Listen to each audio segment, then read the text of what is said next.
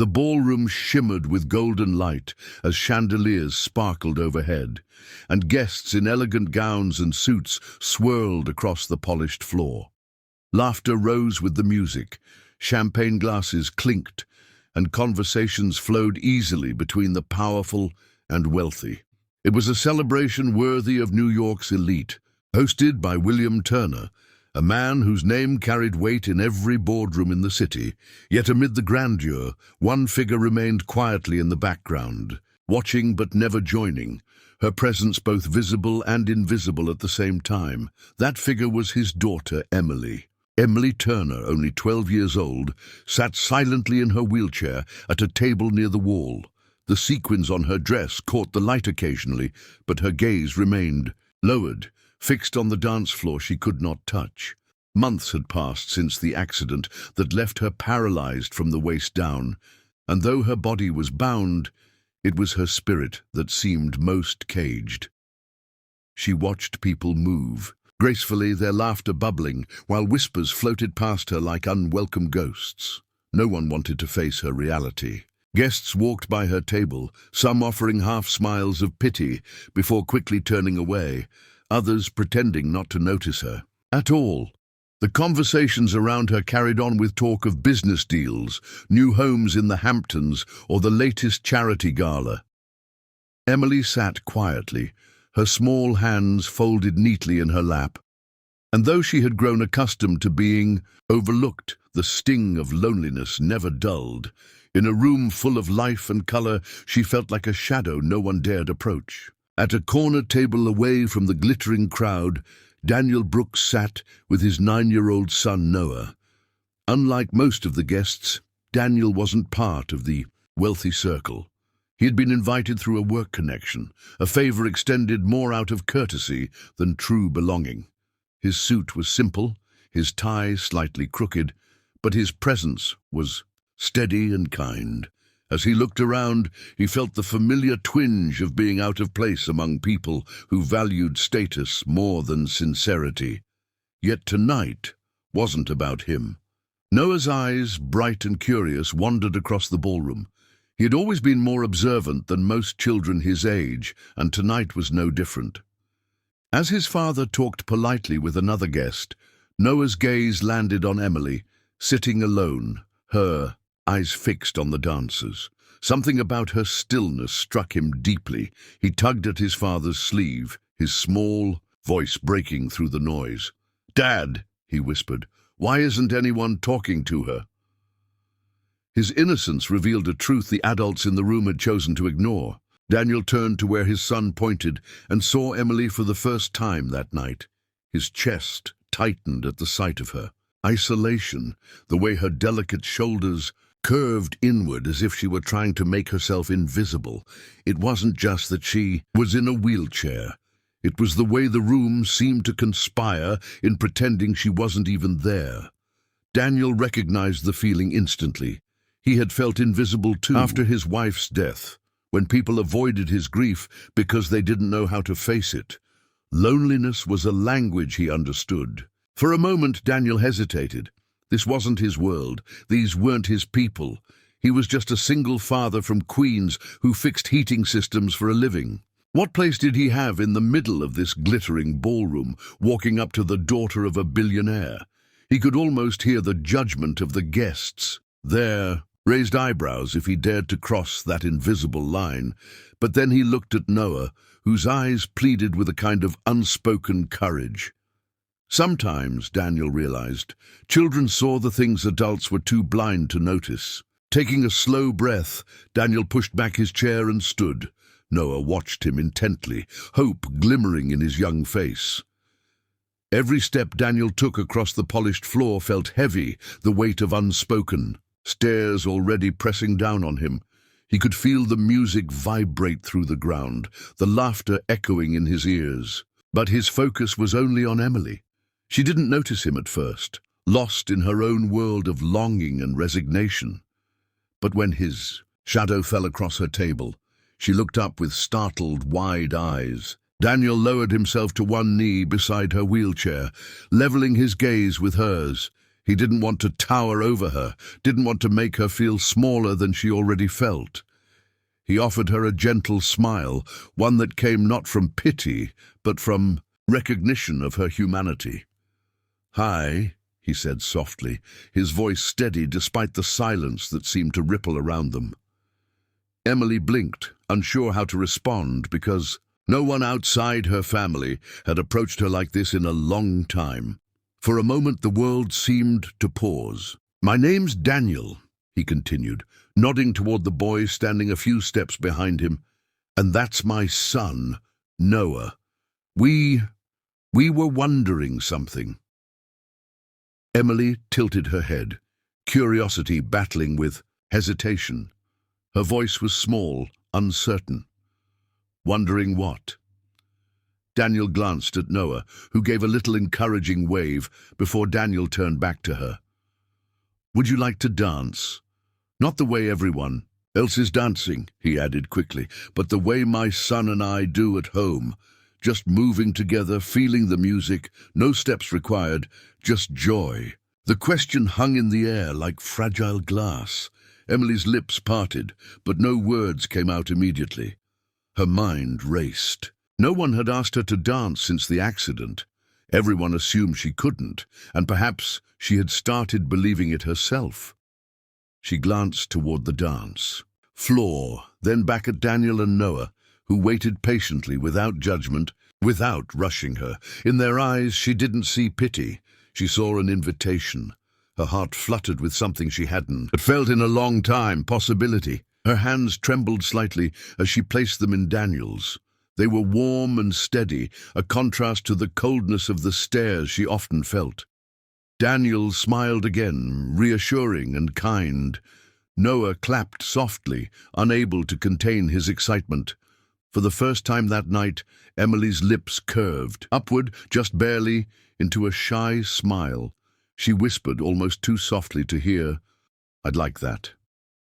And with those simple words, the walls of invisibility that had surrounded her began to crack, letting in the first rays of light. The music shifted into a slower melody, violins weaving a tender rhythm that softened the chatter of the ballroom. Daniel stayed at Emily's side, gently holding her hands, making sure she felt no rush, no pressure. His son, Noah, stepped forward with the eager boldness only a child could carry. Together, father and son framed her space, creating a circle of safety and warmth. Emily's wheelchair didn't move at first. It remained a silent witness to her hesitation.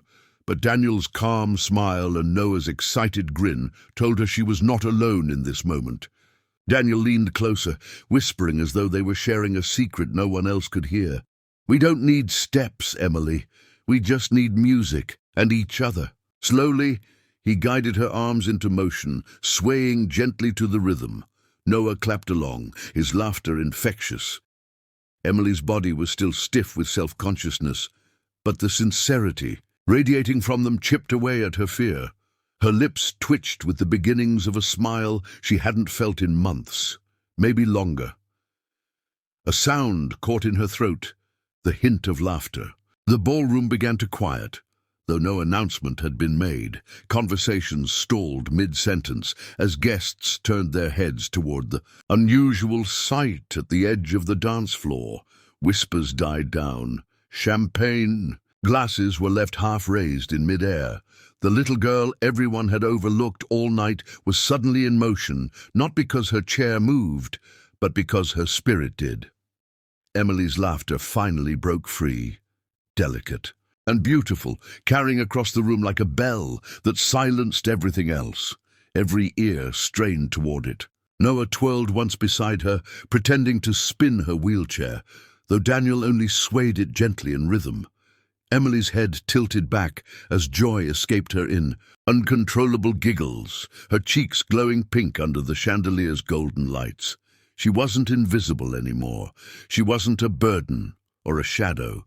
She was a child, alive and radiant, finding her place in the center of a dance she thought she'd lost forever. For the first time since the accident, she wasn't defined by what she couldn't do. Her father, William Turner, stood frozen across the ballroom. He had been deep in conversation with investors just moments before, but now his attention was locked on his daughter, the powerful CEO, the man who commanded boardrooms and bent markets to his will, suddenly felt small, powerless. His eyes shimmered with tears he fought to hide. He realized with a crushing weight that in all his striving for control, he had failed to give Emily the one gift that mattered most, the feeling of belonging. The murmurs of the crowd grew, but they were no longer dismissive. They were filled with awe. Some guests placed hands over their mouths, touched by the innocence unfolding before them. Others lowered their gazes in shame, remembering how they had ignored the little girl only an hour earlier. Phones slipped out of pockets, and capturing the sight of Emily laughing as she danced with a stranger and his son. A story was being written in real time, one that no headline of wealth or power could ever overshadow. As the music swelled toward its peak, Daniel gently spun Emily's chair in a half-circle, timing it to the rise of the instruments. Noah threw his arms up dramatically, as though they had just completed the grandest performance on stage. Emily laughed so hard tears pricked the corners of her eyes. For once, her body's limits didn't matter. What mattered was the connection, the kindness that pulled her into the center of joy.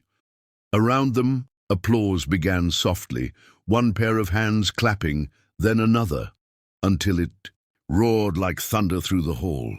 Emily's face lit with disbelief at the sound of people cheering for her. She had been invisible for so long that recognition felt surreal. Her eyes darted across the room, watching strangers smile at her, nod at her, celebrate her. She felt seen, fully, and completely, as if the weight of invisibility had been ripped away in an instant. The warmth of it rushed through her chest, faster than any fear could keep up with. She wasn't an outcast tonight. She wasn't the girl in the wheelchair. She was simply Emily. When the final notes of the song faded, Daniel carefully brought her hands to rest in her lap again. Noah gave her a quick, cheerful bow that made her giggle. The applause continued, echoing against the high ceilings of the ballroom. Emily's cheeks burned pink with joy, her eyes shining brighter than the chandeliers themselves. She whispered softly, almost shyly, "Thank you. No one's ever done that for me before."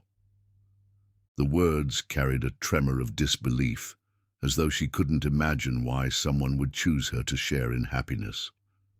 Daniel bent down closer, speaking in a voice only she could hear over the noise. "Everyone deserves to be seen, Emily. Everyone. And you shine brighter than you know." His words lingered in her heart like a spark she would never forget. For a moment, her chair, her pain, her isolation all vanished. What remained was the memory of being chosen, of being valued for exactly who she was. And in that crowded ballroom, full of wealth and status, it was the simple act of kindness that left the deepest mark. After the music faded and the applause quieted, the ballroom returned to its familiar hum, but something fundamental had shifted in the air. William Turner, the man whose name alone carried weight in the city, felt his throat tighten. Celebration around him blurred as he made his way slowly toward Daniel. His polished shoes clicked against the marble floor, each step heavier than the last. For a man who commanded entire corporations, speaking now felt harder than any boardroom confrontation. His voice trembled when he finally managed, "You gave my daughter something priceless tonight. I forgot what really matters." Emily wheeled forward just then, her eyes shimmering like never before. She reached for her father's hand and held it tightly, her smile soft but powerful. "Dad," she whispered, "I wasn't invisible anymore." That simple sentence pierced William deeper than any criticism or market loss ever had. It wasn't about wealth, influence, or reputation. It was about a daughter who had needed love and presence more than anything. His eyes welled, and for the first time in years, he didn't try to hide it. He let the tears fall, unashamed. Daniel, sensing the fragility of the moment, simply placed a reassuring hand on William's shoulder. There was no judgment in his touch, only understanding. He knew how easy it was to lose sight of what truly mattered when life pulled in 1,000 demanding directions. Noah, standing beside Emily, grinned proudly, unaware of the weight his innocent actions had lifted tonight. His childlike bravery had opened a door adults had kept shut for too long. Emily laughed quietly, glancing at Noah as though he was her first true friend in years. In the days that followed, William Turner couldn't shake the memory of that moment. The image of his daughter, glowing with joy, haunted him in the best way possible. He replayed Daniel's words over and over, "Everyone deserves to be seen." It was a phrase so simple, yet it carried the force of a truth he had neglected. For decades, he had focused on deals, mergers, and quarterly reports. But in one evening, a single father and his young son had reminded him what love looked like in its purest form. Determined not to let the lesson fade, William began making changes. At first they were small, sitting with Emily at breakfast instead of rushing to his office, asking about her dreams instead of discussing his next project. But soon his vision grew.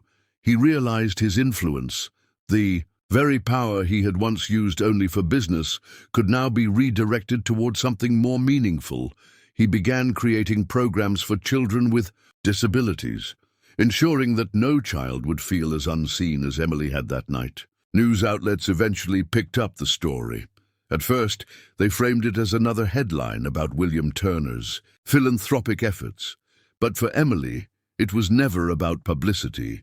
She saw her father differently now, not as a distant figure trapped in conference calls, but as a man learning to love her openly.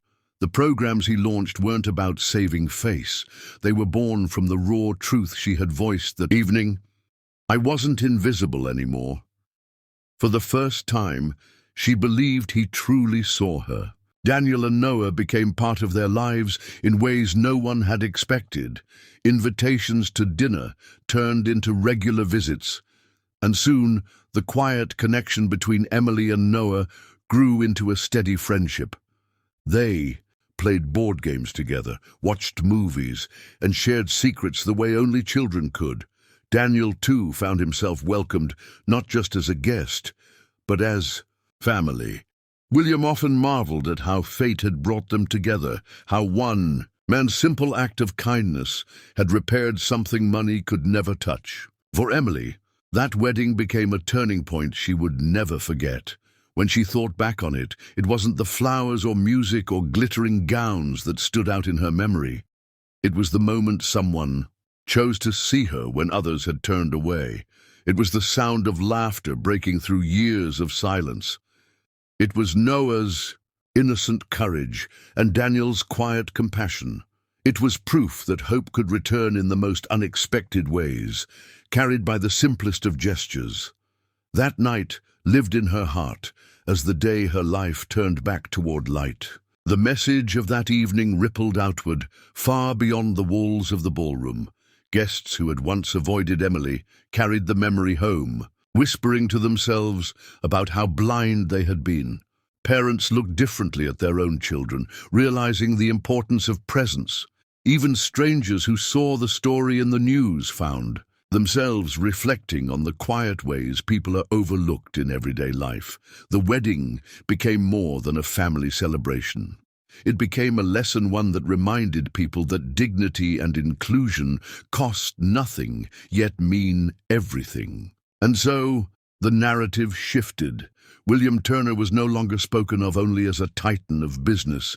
He became known as a father who had been humbled and changed by his daughter, by a single dad, and by a little boy who had dared to speak up. But William himself never took the credit. When asked about the transformation, he would always say, "It wasn't me, it was them. They reminded me what my wealth could never buy." His words carried weight because they came from the raw honesty of a man who had once been blind and now chose to see. Years later, Emily would still tell the story with a sparkle in her eye. She didn't describe it as the night of her aunt's wedding or the night her father changed. She described it as the night she finally danced again, not with her legs, but with her spirit. That dance, guided by Daniel and Noah, became a symbol of freedom she carried into everything she did afterward, and every time she looked at her father, she remembered that even the most powerful voices aren't always the ones holding microphones or signing checks. Sometimes they are the voices of ordinary hearts willing to speak up when silence feels easier.